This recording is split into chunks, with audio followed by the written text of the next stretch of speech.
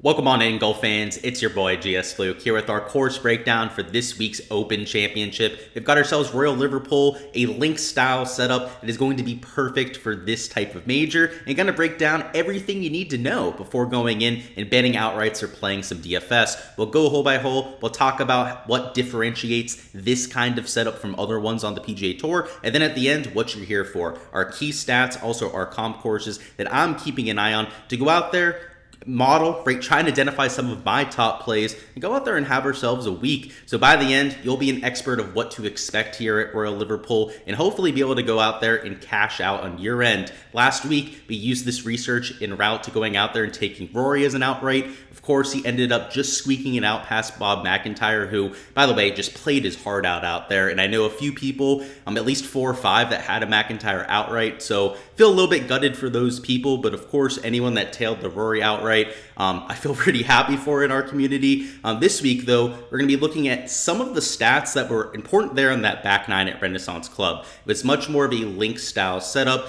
So rather than that front nine, which is more of a Parkland style setup, we're going to see a lot of those holes 9 through 18 at the Renaissance Club out here for this golf tournament. So stoked for it. It's what you expect to see when you go over there to Scotland and England and play your major championship, and should give us, once again, another top tier winner, right? You had guys like Tiger Woods win this in 2006. 2014, we had Rory McIlroy win. Maybe that's a little bit of foreshadowing for, once again, another top 3, top 5 player to win this year. So looking forward to it. A lot to go through. Let's go ahead and start with a look at Royal Liverpool from the top end perspective. Royal Liverpool over there in Hoylake, England. It's just west of the actual city of Liverpool, so not that far from there, and is a little bit different than what we saw in 2014. So it's been nearly 10 years since there was last a huge tournament there. It's a par 71 as opposed to a par 72 in Rory 1. And outside of that, not all that much has changed. There's been a little bit of distance added, particularly on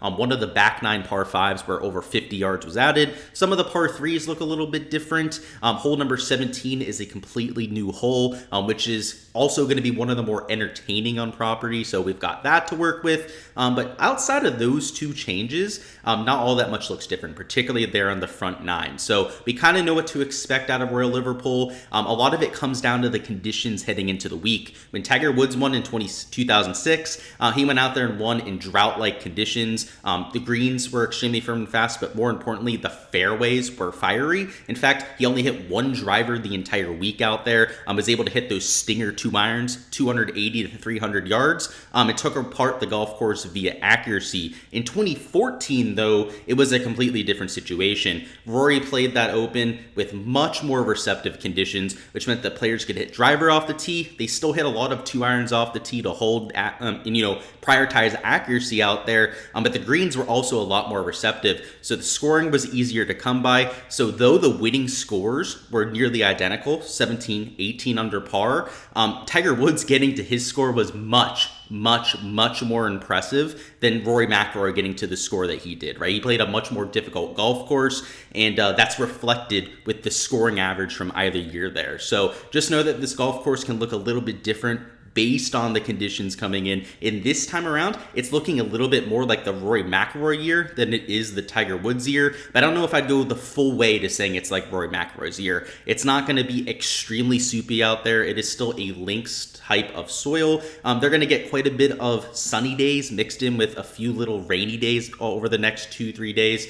So it'll probably be a little bit more receptive than maybe the Tiger Woods year, but not quite as receptive as we saw for the Rory year. So we're going to have to do a little bit of a fine balance between the 2 approaches there. But one thing that's for certain is you cannot hit it offline here, particularly off the tee. If you get offline off the tee here, there are out of bounds to worry about. There's not water to worry about, but there are pot bunkers that are almost for sure little chip outs. And there's gorse bushes, which are also unplayables. You've got all the sand dunes with the, literally human tall fescue. It's that long out there that is impossible to hit out of. If you miss the fairways around Hoylake, you're going to be in a heap of trouble. So if it's going to play maybe a little bit more receptive, perhaps you see a few more drivers, but if you're missing the fairway with the driver, you're just going to be in a heap of hurt. So I think you might see a lot of driving irons. I mean, you even still saw the driving irons in the receptive year, and that's probably going to be the way that people attack this golf course, because from fairway in, it looks a lot like we saw at the back nine of the the Renaissance Club. There's not a ton of hazards around the green. You've got the pop bunkers to worry about. A few natural areas, sandy areas, like we saw at Kiowa Island, which we'll talk about Kiowa later on. I think that's a great comp course, especially visually, for what we're going to see this week.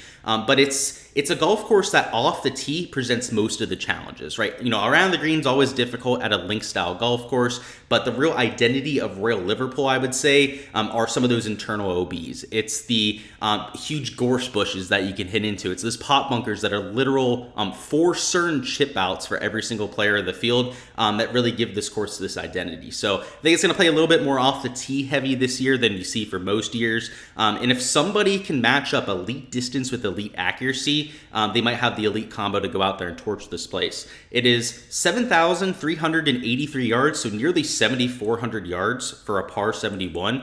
That, of course, is on the longer end of the spectrum. You've got 3 par 5s to work with. Hole number 10 was a par 5 for 2006 and 2014. That has been converted to a par 4 now and is still going to play over 500 yards, so that's going to be tricky. Your designers, there's been 4 major renovations at this golf course. I guess the first inception, that was Robert Chambers and George Morris there in 1871. Harry Colt came through, did a little makeup, a little rebrushing in 1895. And then Martin Ebert, most notably, the last renovation was done in 2020 to get it ready for this Open Championship. So that's where you saw the lengthening of that par 5 on the back. It's where you saw hole number 17 get introduced as that 135-yard par 3. And the golf course is going to look a little bit different than what we saw, but like I said, pretty much the same kind of track.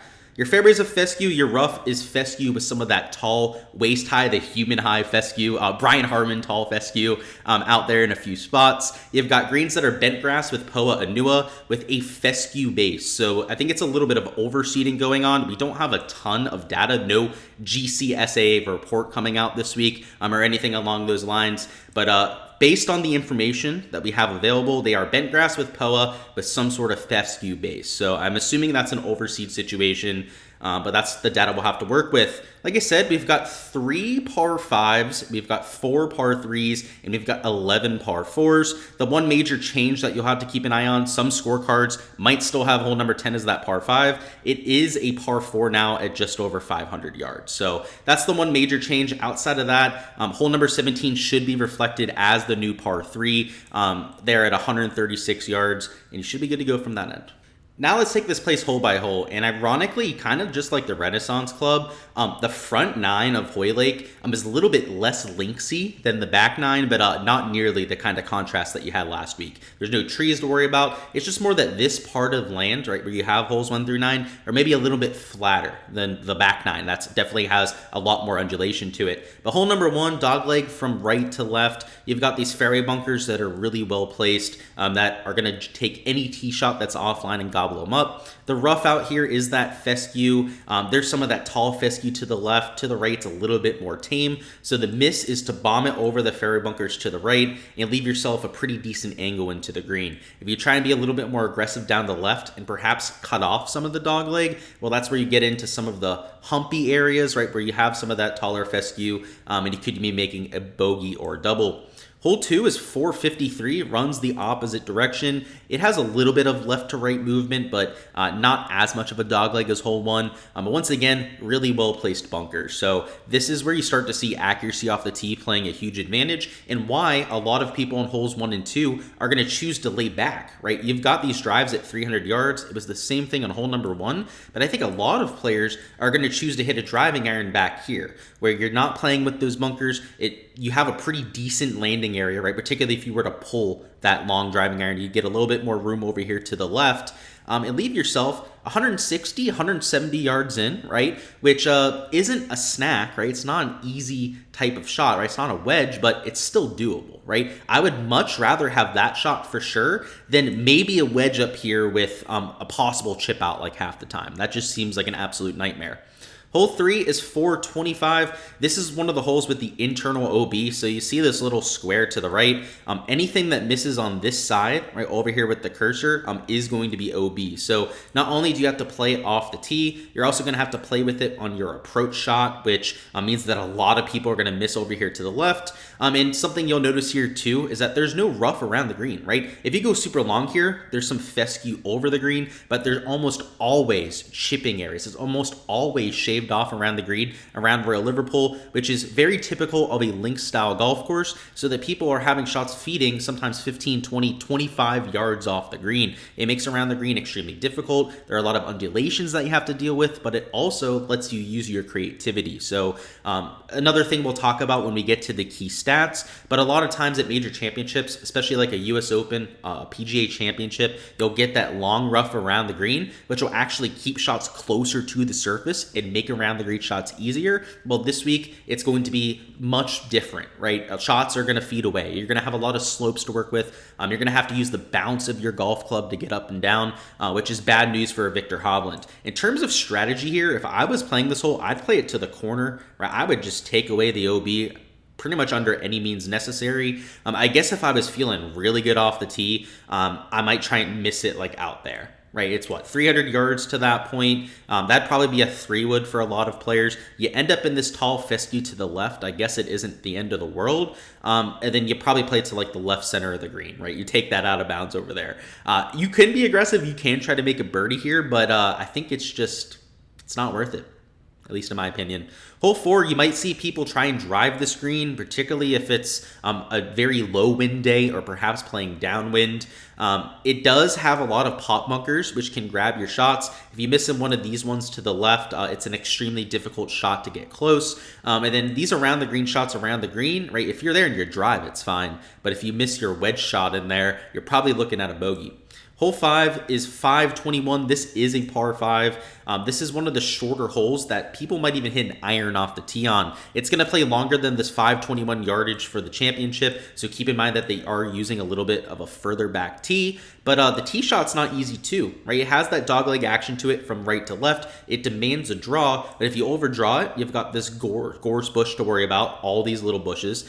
You've got these fairy bunkers down the right, the 3 flanking the right side, and then you've got some more gorse bushes over there too if you decide to just bomb it right and absolutely come out of your shot. So it's a demanding tee shot. I believe you'll see some driving irons here. Like you have it at 280 yards right here, right? If you took a driving iron, maybe you'd get it slightly further back, right? Maybe you'd be a little bit closer to like this second fairy bunker. It's not letting me change my target on here for some reason. All right, there we go.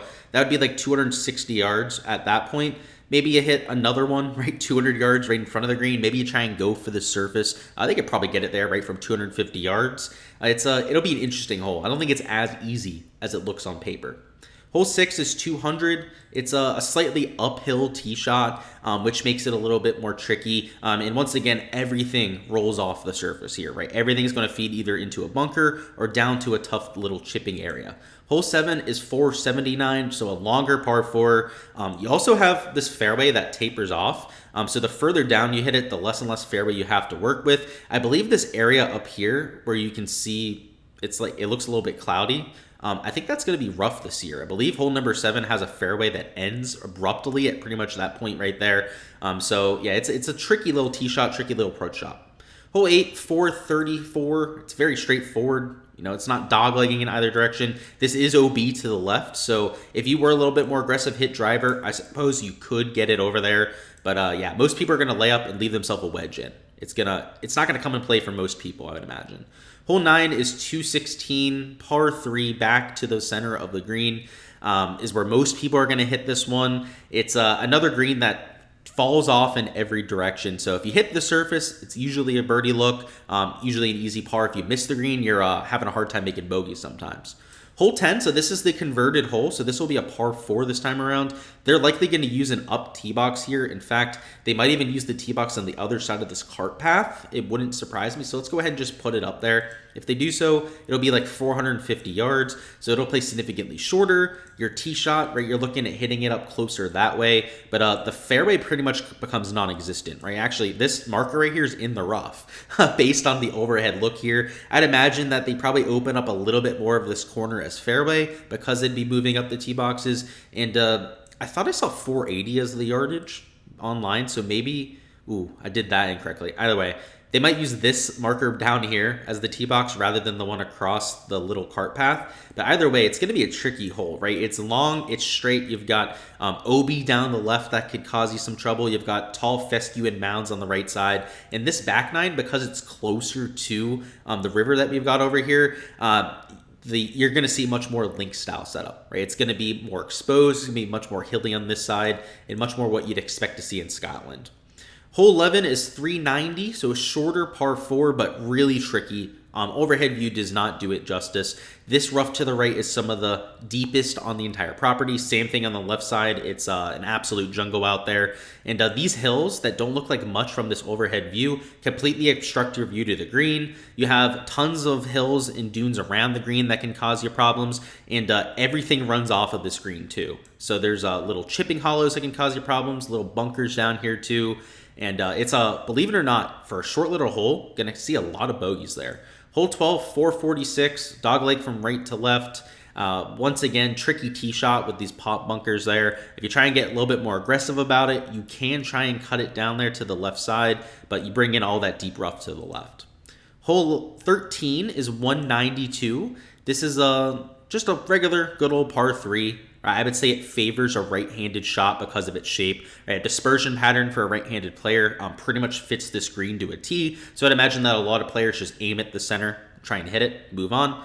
Hole 14 is 454, another dogleg from right to left. So if you can't tell, guys, there's a ton of holes that are going in that direction. A draw flight off the tee is 100% the preferred ball flight here. If you take a driver, you bring all of these bunkers into play. If you decide to hit a driving iron a little bit more conservatively, they're still in play, right? If you hit a real bad iron shot, but you can be a lot more precise about it and leave yourself a similar shot into the green, right? It's the difference of what, like 170 yards right there as opposed to like 160 yards on that way. I'd imagine you see a lot of layups at 14. 15 is 616. This is the lengthened par 5. So this used to be like 570. It's nearly 620 yards now. The layup is almost just as difficult as going for the green. The true layup position, by the way, is a little bit further back, right? It's closer to like 100 yards, 110 yards here. And look how narrow that is, right? So you've heard a few golf experts on Golf Channel already say they think it's easier to go for hole 15 than it is to lay up. So that'll be interesting to watch.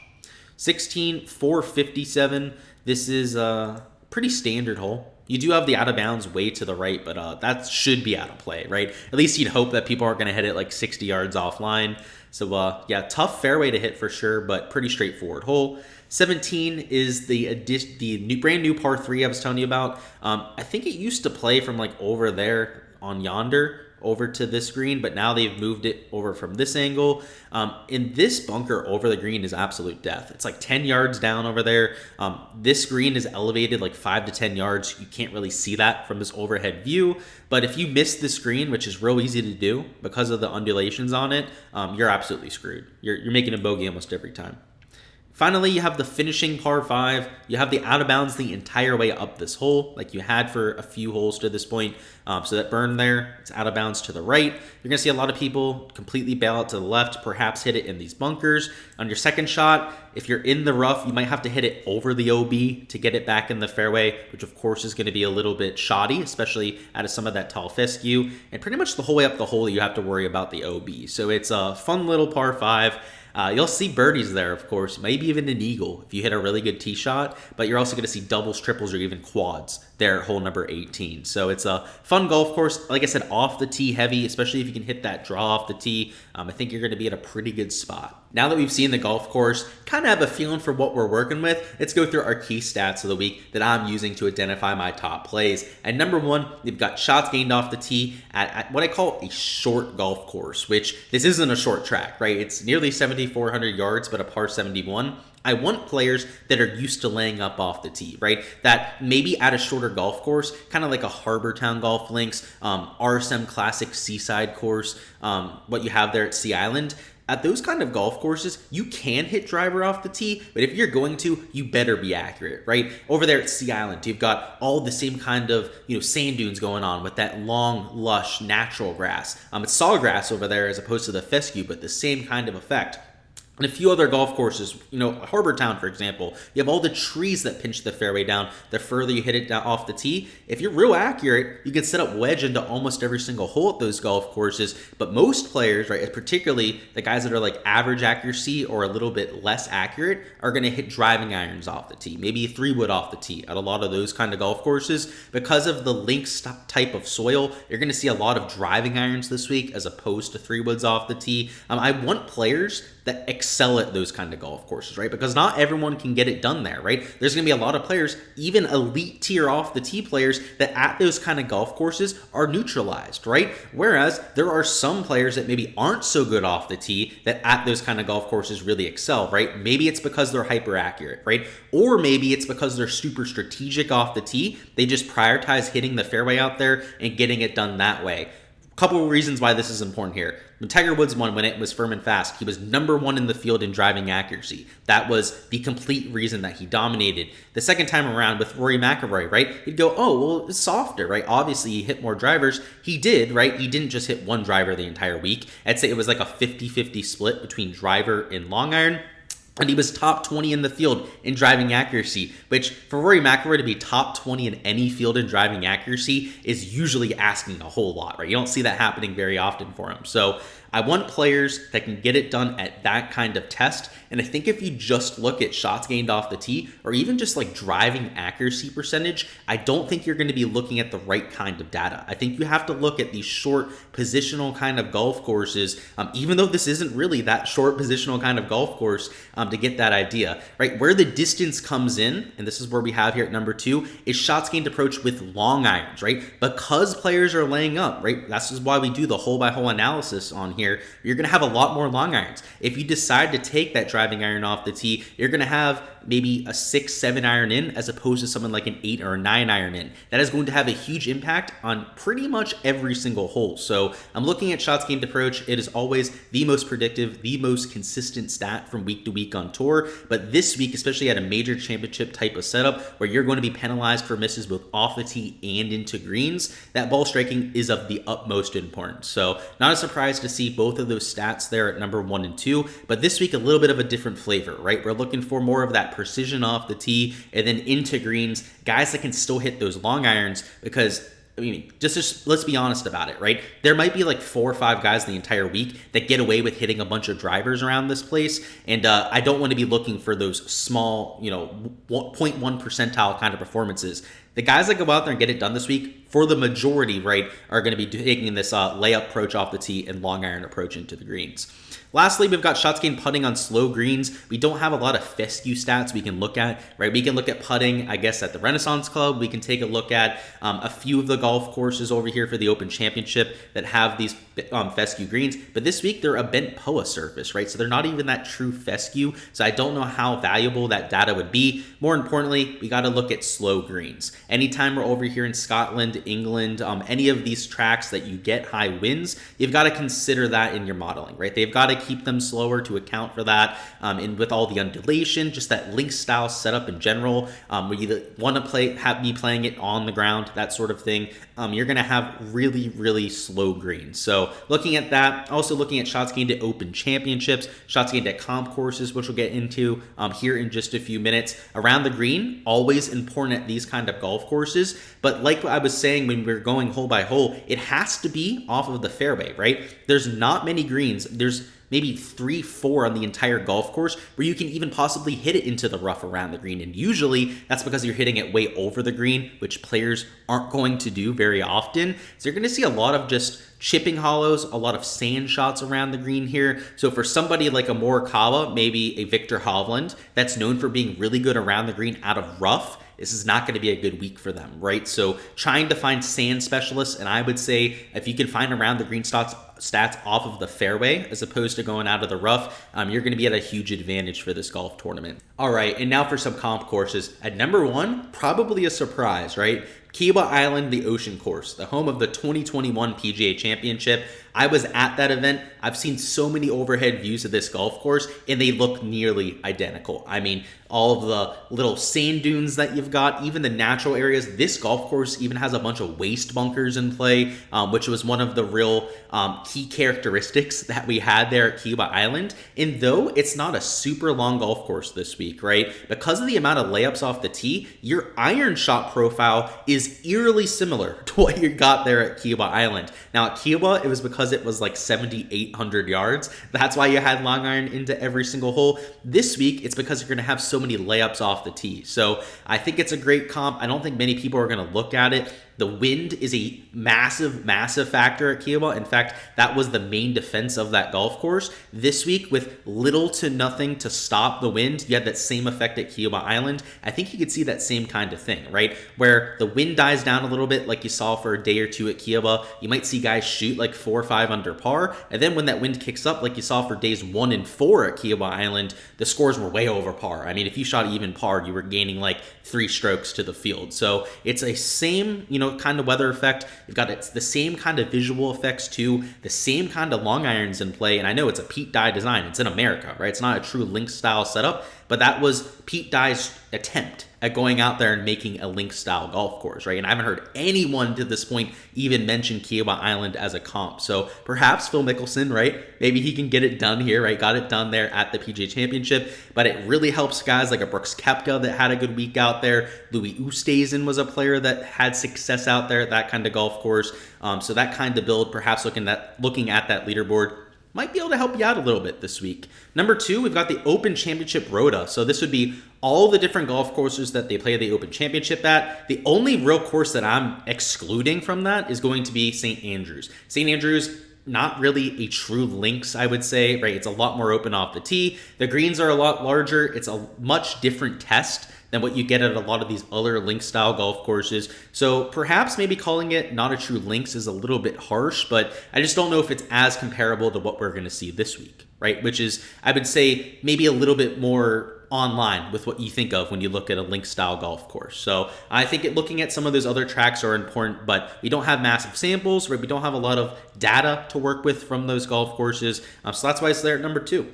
Lastly, you've got Sea Island, the Seaside course. So this is the main course that they play for the RSM Classic. They play 2 there. They have the Plantation, which is a little bit more inland. And then they have the Seaside course, which, once again, I've been to this golf course multiple times. I can tell you that it looks like a links golf course. You've got all the dunes out there. You've got all the visual deception going on. Another Pete Dye golf course, which I don't think is really all that much of a surprise, right? Especially when you consider that he made Kiawah Island.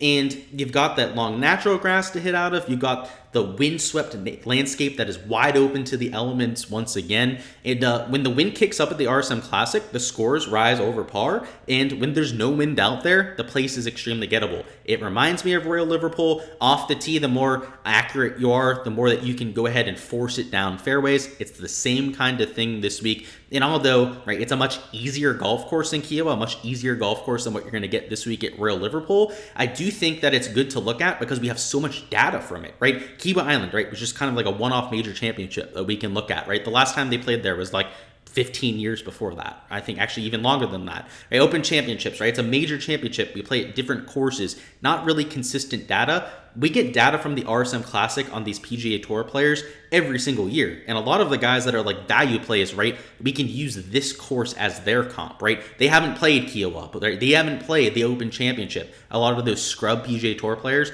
that are in their first Open Championship this week, you know what they have played? They have played the RSM Classic, right? And if you want to see if they've had success at a link-style golf course before, and again, right, not a perfect link-style setup, right? It's completely different agronomy-wise, but it's close enough that I think it's the best thing that you can use for those sort of players. So those are 3 comps I'm considering. You could look at a few other specific, open courses. I think Muirfield is the one that really comes to mind for me. You can take a look at Carnoustie. I think Carnoustie is way more difficult though, so I don't know if that's like the perfect comp to go after. You could take a look at TPC Sawgrass, another golf course, has had a lot of crossover success, right? Guys like Rory, Tiger winning. A lot of the guys who finished top 5 both of those years also were winners there at TPC Sawgrass. But I don't really see it from the visual perspective, right? Just maybe the same kind of shots, right? It's accuracy off the tee. It's that long iron precision into greens. But it's really only the crossover success that I see there. So I'm focusing on these link style setups that we know both fit it from the visual and the playability perspective. But I suppose you could consider good old TPC Sawgrass as well. Alrighty guys, that is all I've got for the course breakdown this week. Should be an absolute blast over there with Royal Liverpool. Go ahead, let me know in the comments what you think the winning score is going to be. And just to go ahead and get myself on record here, I'm going to go with 12 under par. I expect weather to be at least some sort of a factor for like 2 of the 4 days. If that's not the case, maybe we get a slightly better winning score, but go ahead, let me know your comments down below. Always love to hear your guys' thoughts, and also just gives us a little better idea of what to expect this week, right? I could see anything from like -6 if we get really nasty conditions to maybe even like -17, -18 winning it again. And that's even with the par 72 to a par 71 change. So let me know your thoughts down below. Appreciate all the support here on the channel. Go ahead, smash that like button if you haven't already, and subscribe so you don't miss any of the content when it drops. We'll have core plays dropping this afternoon. Of course, our projections over there on Patreon, and value plays, fades, and sleepers, our weekly live stream Wednesday at 7 p.m. Eastern. You guys know the deal at this point. So looking forward to it. Like I said, I appreciate all the support here, guys, and I'll catch you guys for the core plays later on.